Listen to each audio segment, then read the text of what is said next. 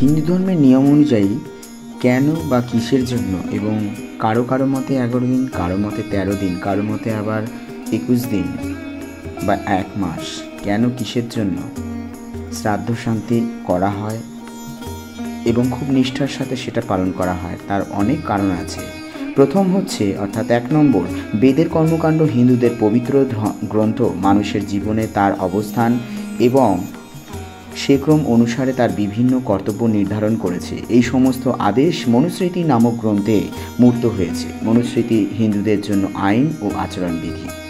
অতীতের রাজা ও শাসকগণ দেশের শান্তি শৃঙ্খলা রক্ষার জন্য এর মধ্যে থেকে তা বিধি দ্বারা পরিচালিত হতেন। মনুস্মৃতি মানব সমাজকে ব্রাহ্মণ, ক্ষত্রিয়, বৈশ্য এবং শূদ্র নামে 4টি প্রধান বিভাগে বিভক্ত করেছে। এটি একজন ব্যক্তির জীবনে বিভিন্ন স্তরে 4টি বিভাজন করেছে: ব্রহ্মচর্য, গার্হস্থ্য, বানপ্রস্থ এবং সন্ন্যাস। ব্রহ্মচর্য হলো ছাত্রের জীবন, গার্হস্থ্য গৃহস্থ জীবন, বানপ্রস্থ ধর্মীয় সাধনার জন্য দেওয়া বনের জীবন এবং সবশেষে সন্ন্যাস, সমস্ত জাগতিক কাজকর্ম ত্যাগ করার পর একজন পুরুষের জীবন। এই হচ্ছে 4টে জীবনের আশ্রম। নম্বর 2, আধুনিক সভ্যতা এবং মানুষের আধ্যাত্মিক জীবনের অবনতির কারণে সমাজের এই শৃঙ্খলা ধীরে ধীরে ধ্বংস হয়ে যায়। রজস ও তামাসের বাস্তববাদী অন্ধকারের শক্তি সাত্ত্বিক প্রভাবকে পরাভূত করেছে এবং ধর্মকে গৌণ গুরুত্ব দেওয়া হয়েছে এবং বরং আজকাল ধর্মবাদীদের অবজ্ঞার চোখে দেখা হয়। চুলের টুকরো অর্থাৎ চটি একজন ভক্ত বা সাধককে বিশ্ববিদ্যালয়ের আধুনিক পুরুষরা পছন্দ করেন না। ধর্মগ্রন্থ অধ্যয়ন, ধর্মীয় আচার অনুষ্ঠান, পরিমিত আধ্যাত্মিক জীবন এবং প্রকৃত নৈতিক সংস্কৃতিকে অকেজো বা সেকেলে বলে নিন্দা করা হয়। ফলস্বরূপ তারা তুচ্ছতায় ম্লান হয়ে যাচ্ছে। জীবনের সমস্যা এবং খুবই গুরুতর এই দিনটিতে অস্তিত্বের লড়াই খুব তীব্র। ধর্মের জায়গা করে নিয়েছে খাদ্য ও জীবনের অন্যান্য বিলাসিতার প্রশ্ন।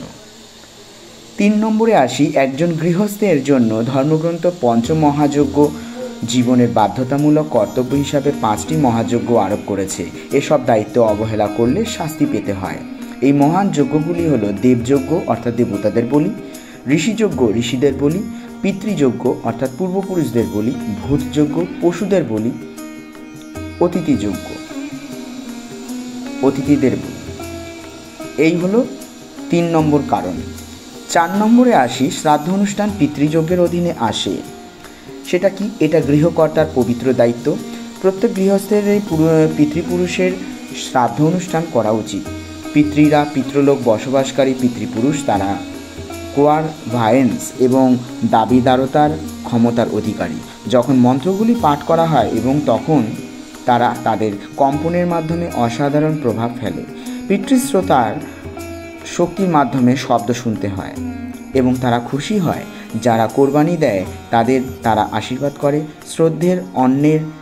শ্রাদ্ধে অন্নের সারাংশ সূর্যরশ্মি সূর্যালোকে নিয়ে যায়। বিদেহী আত্মারা নৈবেদ্য দ্বারা সন্তুষ্ট হয়। এমনকি জার্মানি এবং অন্যান্য বিদেশি দেশেও অনেক তর্পণ ও শ্রাদ্ধ করে থাকেন। তারা এই ধরনের উৎসর্গের উপকারী প্রভাবগুলি বৈজ্ঞানিকভাবে তদন্ত করেছে। ঋষি ও পিতৃগণকে খুশি করার জন্য শ্রাদ্ধ ও তর্পণ করা সকল গৃহস্থের অপরিহার্য কর্তব্য। এটা তো আমরা সকলেই জানি। এইবারে গীতা এবং উপনিষদ স্পষ্টভাবে সাক্ষ্য দেয় যে শ্রাদ্ধের কার্য সম্পাদন অত্যন্ত গুরুত্বপূর্ণ। শুধুমাত্র যে বিকৃত বুদ্ধিসম্পন্ন বিভ্রান্ত আত্মারাই জিনিসের ভুল ব্যাখ্যা করে তাই নয়, পবিত্র অনুষ্ঠান পালনে অবহেলা করে এবং ফলশ্রুতিতে ভোগে। তারা মিথ্যা যুক্তি ও যুক্তি দ্বারা বিপদগামী হয়। শয়তানের প্রভাব তাদের খুব সহজেই প্রভাবিত করে। অজ্ঞতা এই অবস্থার মূল কারণ। 5 নম্বর হচ্ছে, প্রতি বছর একবার শ্রাদ্ধ অনুষ্ঠান হয়। পিতৃশ্রের একদিন মানুষের গণনার 1 বছরের সমান। এ কারণে বছরে একবার শ্রাদ্ধ অনুষ্ঠান করতে হয়। আমরা যদি প্রতি বছরে একবার শ্রাদ্ধ অনুষ্ঠান করি তবে তা পিতৃদের জন্য প্রতিদিনের শ্রাদ্ধের সমান। তাদের গণনায় তাদের ছেলেরা মাত্র কয়েকদিন বেঁচে থাকি, কারণ মানুষের অস্তিত্বের 100 বছরের দীর্ঘতম সময় তাদের জন্য মাত্র 100 দিন। 6 নম্বরে আসি, বলছে কেউ কেউ সন্দেহ পোষণ করেন যে জীব যখন স্থানান্তর করেন এবং দৈহিক দেহ ত্যাগ করেন, আরেকটি জন্মগ্রহণ করে, তখন কি তার জন্য শ্রাদ্ধ অনুষ্ঠান করা অতি আবশ্যক? তিনি আর স্বর্গে নেই, কোরবানির কাছে পৌঁছে যাবে?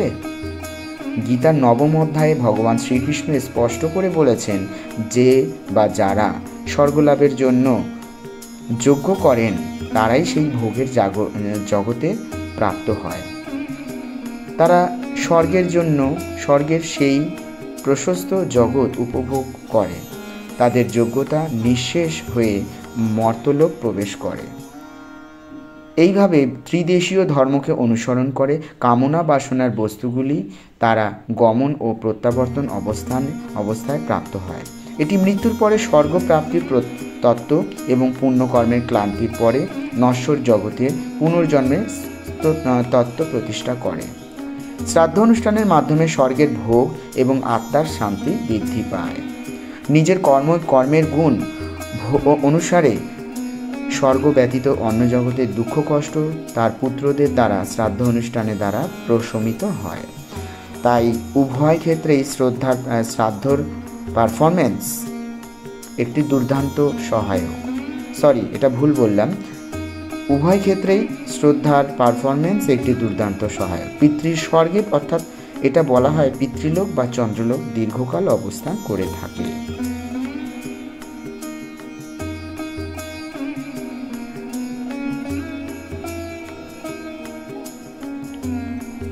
এটা গেল 5। এছাড়াও বহু কারণ আছে, আজকে সংক্ষেপেই বলা হলো, এবং আশা করি যে এইখানে প্রায় অনেকটা কিছু আমরা জানতে পারলাম এবং আপনাদেরকেও জানাতে পারলাম। এবং ভিডিওটি এটা একটা যেটা কেউ মারা গেলে পরিবারের সেটা যে কোনো কেউ হতে পারে, বাবা মা থেকে শুরু করে পরিবারের বা আত্মীয় স্বজন যে কোনো কেউ হতে পারে, সেটা তারপরে যেটা করতে হয় অর্থাৎ দাহ কার্যের পরে তারপরে যেটা করতে হয় সেটার ব্যাপারেই আজকে আপনাদেরকে একটা তথ্য জানানো হলো। আশা করি ভিডিওটি খুব ভালো লেগেছে। আপনারা সকলেই খুব ভালো করে শুনবেন, বুঝবেন এবং এটা অবশ্যই বেশি বেশি করে শেয়ার করে দিন। অপরের কাছে পৌঁছানো, তারা ভালোভাবে জিনিসটা জানতে পারবে, শুনতে পারবে, বুঝতে পারবে। নতুন যদি কেউ হয়ে থাকেন অতি অবশ্যই দয়া করে একটু সাবস্ক্রাইব করে দিন এবং অল প্রেস করে দেবেন, বেল আইকনটা প্রেস করে সমস্ত ভিডিও, সমস্ত ইনফরমেশন আপনার কাছে চলে যাবে। ঠিক আজকে এই পর্যন্ত। ভালো থাকবেন, সুস্থ থাকবেন।